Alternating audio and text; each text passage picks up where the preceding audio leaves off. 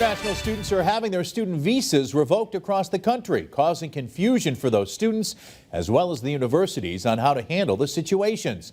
It's now becoming a reality for 13 international students at UMass Amherst. Welcome everyone to Western Mass News at 4 on this Tuesday. I'm Chris Pisano.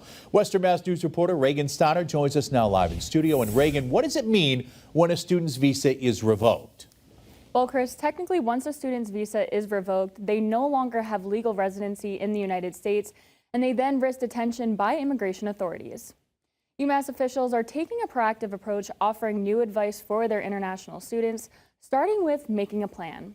By contacting the Office of Global Affairs if you have been contacted by a federal agency, getting legal guidance, and knowing your rights. And in the event of an emergency, they say students should have some specific items on them at all times, including documents that identify you and your immigration status, a passport with a valid stamp, and a printed copy of the Know Your Rights Red Card. They also advise students to keep numbers saved in their phones, such as the Student Legal Services, the Office of Global Affairs, and your personal attorney. So is UMass Amherst offering new guidance then for these international students?